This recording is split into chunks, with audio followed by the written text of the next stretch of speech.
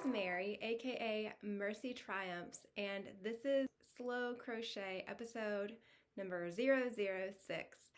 Welcome to all of my subscribers. Thank you so much for joining me. I'm really amazed that you found me as this channel is still really new. So I'm going to take a few minutes today to talk about a project that I really enjoyed making, and maybe you participated in this as well. About a month ago at the time of recording, Crystal over at Bag O' Day Crochet issued a contest for makers to create a wearable garment using at least one of her stitch tutorials. So Crystal has been on YouTube for a very long time, and she's kind of like the matriarch of crochet, in my opinion, at least here on YouTube. So I was really excited by this challenge. She gave us over a month, I believe, to make something, and it took me a minute to figure out what I wanted to do. I didn't want to go out and buy new yarn, but I did have some things available in my stash that I hadn't really put a plan to. So what I pulled was a yarn from Yarn Bee, from Hobby Lobby's most recent clearance. It's called Comfy Classic. And so I had it in 4 different colorways. I had it in granite, I had it in cognac or cognac. I had it in burgundy, and I had it in one other color, muted sage. So at that clearance, there were other colors available, but these are the ones that I chose. And I think I went to 2 different Hobby Lobbies. Initially, I thought these two, the sage and the granite, would go really well together. And then I also had picked up burgundy and cognac. I thought those looked really nice together. When this challenge came about, I thought, okay, I'm gonna need something with enough yardage to make something wearable. And I had, at the time, I had 2 granites, 2 burgundies, and then 1 each of these. Now I'm gonna read a little bit about this yarn because it wasn't something I would typically gravitate towards. I do prefer in general more natural fibers, but I thought it would be nice to have something like this on hand for trying new patterns or small, like making ear warmers or trying new stitches or things like that. So this one is burgundy. Now the specs are all the same except for the colors. They are 3.5 ounces, 150 yards each. They are 48% viscose, 30% polyester, and 22% nylon. And I believe it's hand washed cold, it looks like, and do not dry. It's classified as a medium weight number 4, and it recommends a size 10.5 or 6.5 millimeter crochet hook. I think that's a K. I could be wrong. Anyway, I'm pretty sure I used K on this. So I ended up using all 4 of those colors together because I thought, well, you know, the burgundy could go with the gray, or the sage looked really nice with the burgundy, or the sage, I felt it looked really nice, kind of modern, and a little bit unexpected. That this cognac is kind of like a brown mustard color. You know, we think of mustard yellow as kind of a darker yellow, but brown mustard has a bit more of that tinge in it. So anyway, those 4 did come together in a project. Now, how was I gonna work with all those 4 colors and not knowing if I had enough yardage? So I was looking at Crystal's tutorials at her stitches, and for whatever reason, the clamshell stitch really popped out to me. And I thought, okay, this looks really unique. Maybe I can do something with this. So that is what I did. I used the clamshell stitch, and now when she did her tutorial, she did it in a rectangle, so going back and forth and back and forth. I wanted to make some kind of top, so I figured out how to do it in rounds. I just worked on the multiples. I had to frog back a couple of times.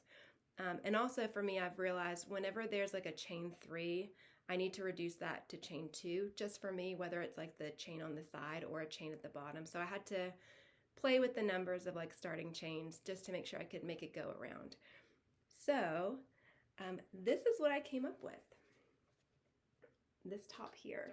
It started out with the idea of doing the clamshell stitch as a crop top, and I wanted to make sure that I added some clamshell at the top here too to do the straps.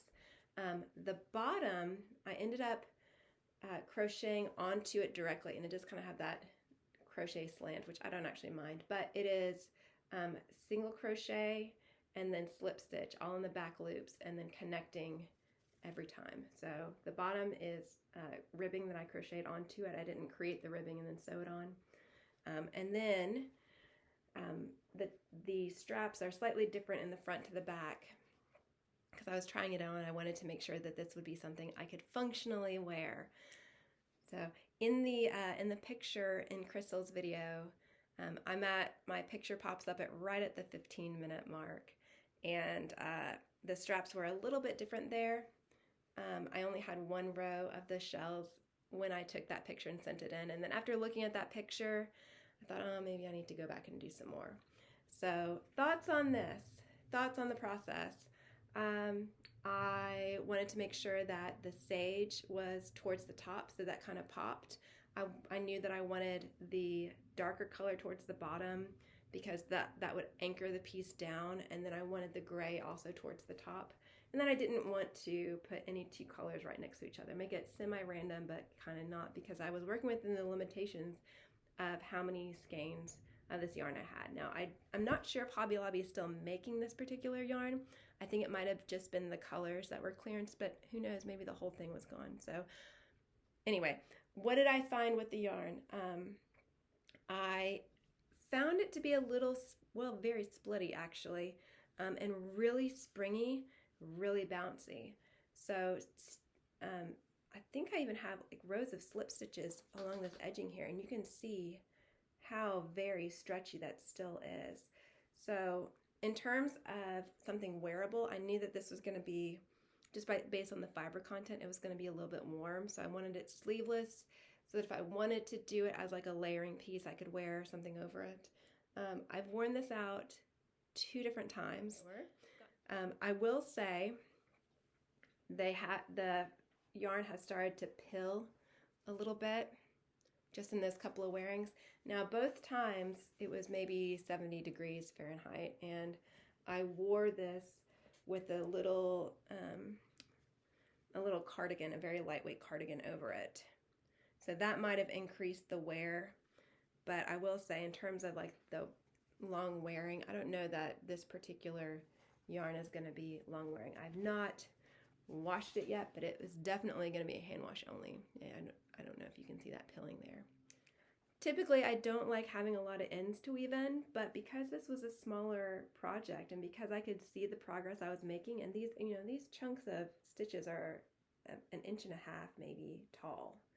So I was making progress quickly, and it didn't bother me so much to weave in all the ends because I was so enjoying what I was making.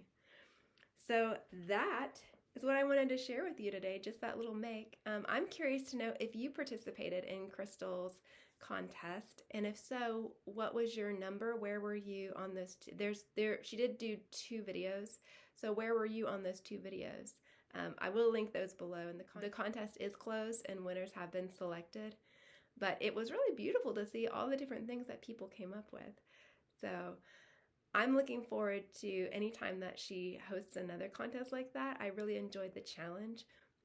I do from time to time make things without a pattern for myself, and I'm happy to use what I've learned from other places to try to incorporate that into wearables for myself. But yeah, for whatever reason, this one was just particularly joyful, and I just wanted to share it with you. So thank you for spending your time with me today. If you've enjoyed being here, please like, share, comment, subscribe, bell notification. All those things are really helpful and actually really encouraging to me as I grow in this whole YouTube adventure. If I'm not your cup of tea, thank you so much for listening this long. I hope I'll see you again.